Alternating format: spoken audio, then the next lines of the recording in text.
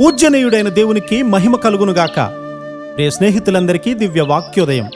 ఈనాటి పాఠ్యభాగము నిర్గమాకాండము 15:11. యెహోవా, వేల్పులలో నీ వంటివాడెవడు? పరిశుద్ధతను బట్టి నీవు మహనీయుడవు, స్తుతి కీర్తనలను బట్టి పూజ్యనీయుడవు, అద్భుతములను చేయువాడవు. దేవుని బిడ్డలైన వారు ఎక్కడ కూడుకున్నా కూడా పరిశుద్ధత, ప్రేమ, దేవుని మహిమ వారి చుట్టూ ఉండాలి. ఇక్కడ వారు దేవుని యొక్క భయంకరమైనటువంటి హస్తము సైన్యముల మీద దిగడం, సాక్షాత్తు దేవుని మహిమను చూస్తూ ఉన్నారు. యేసుక్రీస్తు ప్రభువుల వారు ఈ భూమి మీద సంచరిస్తూ ఉన్నప్పుడు ప్రజలు ఇలా మాట్లాడుకుంటూ ఉన్నారు, ఇశ్రాయేలీలలో ఇలాగూ ఎన్నడూ కనబడలేదు. మత్తయి సువార్త 9:33. ఇటీవల దీనిని నేను చదువుతూ ఉన్నప్పుడు ఇండియా దేశ ప్రజలు ఇండియా దేశంలో ఎలాగూ ఎప్పుడు కనబడలేదని ఎందుకు పలకరు?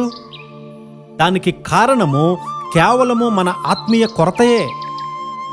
ఒక నిర్జీవమైనటువంటి విగ్రహము అంత వైభవంగా కనిపించినప్పుడు మనలో జీవించుచున్న పునరుత్థానుడైన రక్షకుడు ఇంకా ఎంత మహిమకరంగా కనిపించాలి. ఆయన యొక్క శక్తి ప్రభావాలు మన చుట్టూ ఉన్నటువంటి ప్రజలకు కనిపించకుండా మనమే ఒక ఆటంకమై ఉన్నాం. పరిశుద్ధతను బట్టి నీవు మహనీయుడవు, స్తుతి కీర్తనలను బట్టి పూజ్యనీయుడవు, అద్భుతములు చేయువాడవు. హల్లెలూయా, హల్లెలూయా. ఒక వజ్రాన్ని గూర్చి ప్రచురం చేయాల్సిన అవసరము లేదు, అదే ప్రకాశిస్తుంది.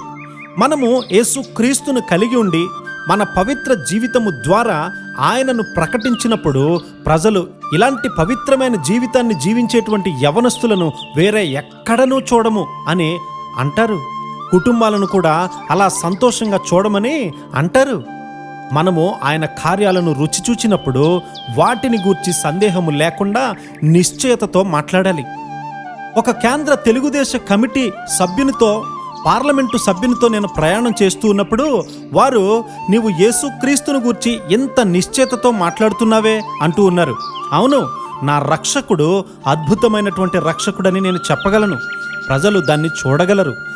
సమస్తము కూడా ఆయన మహిమను ప్రచురము చేయునుగాక. ఆమేన్.